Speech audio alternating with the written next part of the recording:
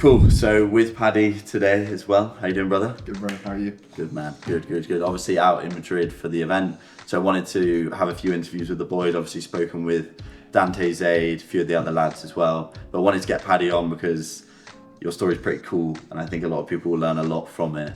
So before we dive into it, in terms of comms so far in March, how much have we done? It's been 3.5k so far, so it's been a good start so far. 3 weeks in, mine, 21st of March, so still got time to hit that 5k. That's the goal. But yeah, before we go into all of that, do you want to just introduce yourself, kind of who you are, where you're from, what you're doing before we started working together, and then we can dive into it. So I'm from Brighton originally and then went to uni in Bristol. Dropped out of uni like 6 months ago, went all in with sales, and yeah, it's been a pretty sick journey so far. Unreal. So what were you doing at uni? Uni, I was in psychology, which is a big game. Sick, bro. And why did you drop out? What was the reason? Were you in your second year? I was in my second year, always wanted to start a business or do something that wasn't just following the corporate grind. So I wanted to start a business, do something different. Then came across you and just thought I got to take a risk, so I did it. And what was because you said you potentially wanted to start a business, why sales? Why didn't you then start a business instead? Kind of felt like just starting a business with no experience whatsoever was kind of impossible.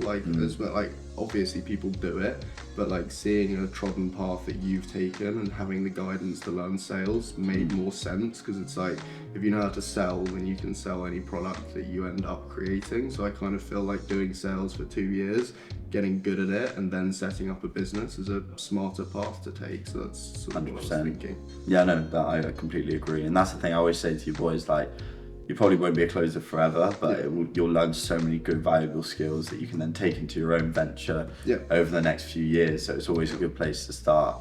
But why was you mentioned the corporate route, why do you feel like that wasn't for you? Just I've always in school with academics, and then also at uni felt people telling me what to do the whole time and having to be at a certain place at a certain time and having those restrictions on your life. I've always been shit at it and hated it. So I was just I don't know, I can't picture myself doing this for another 50 years. I'd rather step away from that and have a bit of autonomy. So that was the main reason. 100%. And I remember when we first spoke, there's so much to talk about. Firstly, you were in a pretty tough spot financially. You just dropped out. You obviously made a big decision to do that. What was the thinking then behind? Because you had two options, right? And you can explain it better than me. But Paddy he could have taken this corporate job. He got offered it, and then he could have invested into the program and gone down the sales route. Obviously, a lot of people probably would have taken that corporate route because guaranteed income. The money was there, job offered. Why didn't you take that? I think this is what I've been saying quite a lot recently, is that self-belief, and I know it's a bit cliche and people say this the whole time, but if you genuinely know that you can make it, and you don't know when it's going to be, but you know that you will make it, then it's just a question of time. And I just thought to myself, I know if I put the effort in, it will come to fruition at some point. Whether it's 2 months down the line, it's been quicker than I expected. Definitely. But for me, it was just I believed in myself. I knew I could do it, so I just thought fuck it. When you're young, you can take risks. When you're old and you've got a mortgage and a wife and kids and other responsibilities, you can't take those risks as much. So I just felt now is the only time that I can really take a leap and do something. 100%. You got to do it now. You're right. You can't fucking be spending this money when you've got kids to look after. You've got those responsibilities. And with that as well, you'd been looking into sales for a bit of time, hadn't you, before you spoke with me? Yeah. Bro, that first time. You for ages. Yeah, you were, bro. You were edging me big time. And then what was it? You actually invested into another guy. I invested into another guy. Tell me a bit. I don't want to name drop him on here. Nah, you don't have to name drop him, bro. But yeah, I invested into another guy. He was an American guy, so I don't know, he felt a lot less authentic than you did, and I spoke to him for a bit and he sold me on his starter pack thing, so I joined his community and saw a few of his modules and stuff, and very quickly thought this is shit, I've wasted my money. And that kind of put me off you a bit as well. Yeah, so I this remember. whole space is like a bit dodgy. Like this guy wasn't going to actually help me. So I spoke to you about it, and yeah, I don't know. I guess I trusted you. Must have done something right. Yeah, exactly. Yeah, you were pretty skeptical, which is fair because you had that bad experience. But again, most people, they have a bad experience like that, they would have just gone, oh, fuck it, like, Yeah. it's all a scam, and then just never left it. Like, why did you actually stick at it? I think partly it was just because you're like local to Bristol, so like, Yeah. you know, you were more relatable. You played rugby like nearby to where I was staying. Like, you didn't seem like some random internet guy. Like, you seemed like someone who was relatable and lived close by and stuff. So, and then also obviously you said that you'd meet up with me as well, which seemed a lot less like you're gonna just grab my money and disappear. So that made me trust you more. Like, yeah, if you were based in like another country, I don't think I'd have trusted it. Yeah. It's just because you were local, so I thought, I'll take a risk. 100%. Glad you did. Yeah, well, no, it's wasn't worth it. But now being here now, obviously we started, well, yeah, bro, you've got quick results. Like, we started mid-December, Yeah. and now it's March, and you know, you're already at 3.5K for the month, which is Yeah. sick. And you're 21. Yeah. Yeah, so fucking young as well. You're a year younger than me. Yeah. But what, like now being out here in Madrid, because one of the big goals for you when we spoke was like, I want to be able to travel, Yeah. have that remote lifestyle as well. Like, what's it now like being in Madrid with all the boys as well? Yeah. Like living out here in such a short time frame. What's that like? It's insane. I mean, like I was talking to you about this yesterday, but I'm going to move to Colombia soon, which is going to be crazy. Like the idea of like working from a computer like anywhere in the world is just like, that's always what I wanted to do, and didn't think that would be possible in like 4 months or something. So yeah, I'm gassed. Like, it's crazy. It is crazy. 4 months of hard work is got to this point now. Literally. And it's like, if It's you're not just even willing that to hard. lock in. It's really not that hard. Yeah. It's crazy. If you're willing to just lock in for like 6 months or less for you, Yeah. you can literally change so much. I remember you saying that to me. You were like, everything can change so quickly if you just fucking work at it, right? Completely. And like, you're never gonna feel completely ready to take a step. Like, you just have to believe in yourself, like I said, and just take a leap, because like there's never going to be a perfect time where you wake up and say, yeah, I'm ready to spend thousands of dollars on some random guy on the internet. Like, that's just never going to be a day that comes. You just got to risk it. 100%. You got to just go balls to the wall. And when you invest, then you're forced to make it work. Like, again, it was pretty much, it was like all the money you had at the time, wasn't it? Yeah, I was full in the overdraft and everything, yeah. I mean, we always talk about burning the boats, but like, it's very real. It's like dropping out of uni, investing in you was like taking every single risk, and all of my backup options were kind of gone at that stage. So it was like, I had to make it work. And the moment that I had to make it work, it worked. Oh yeah, that's the thing. Like, it's so true. And I always say, you don't want to be one foot in, one foot out. If you're all in, the guys who go all in, you're way more likely to make it work. You're way more likely to get quicker results. Yeah, Dante. He needs to drop out of uni though. Yeah, fucking need to get dropped out. But like, it's all the boys really. Everyone in the community is taking a risk by investing and joining the program. Yeah. And that's why they get good results, and they get results that other people don't get. Yeah. Because, and they can travel and live in Madrid for a bit. Literally. Most people can't do that, but most people aren't willing to take that step that you did. Yeah. And I think that that's a big part of it. And since starting, how have you found actually, because you had no sales experience before, so how did you find learning sales the past few months, the community, working with me? Like, how have you found that journey so far? It's just like insanely hands-on. Like, I expected it to be a call per week or something, and you just send over some material for me to go over. Like, I didn't realize it'd be like 2 calls every single day, like loads of material, loads of job opportunities. So like, learning sales has been, I guess, accelerated just through you giving us so much constant like contact time. And so yeah, I'd say like, you know, it's hard learning a brand new skill very quickly, but like when you've got that much time to work at it, you can accelerate the process a bit. 100%. And you're working now for, but what's the, do you want to explain that? What, because people always ask me, like, oh, what do you actually sell? What do you sell? Who do you work? Yeah, so I work for a marketing agency at the moment, so it's literally selling lead generation.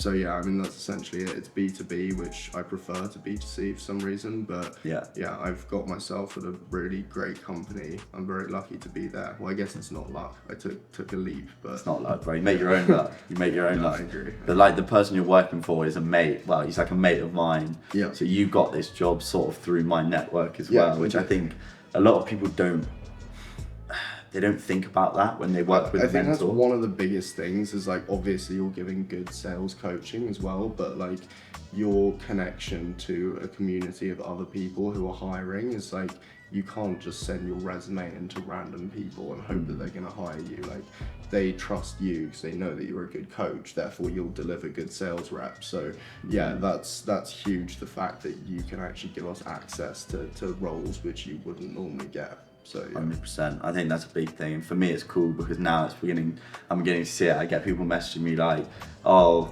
like, do you coach these guys? Like, oh, the great reps. Like, I've had it with a few of the boys, and then your name slowly gets out there and people start coming to me more to land jobs. So, you know, it's kudos for Tom, you as well, because you're I guess you're kind of representing me in a way too. Completely. Which is cool. It kind of makes it more of like a team effort. Yeah, fully. It feels like a team. Yeah, 100%.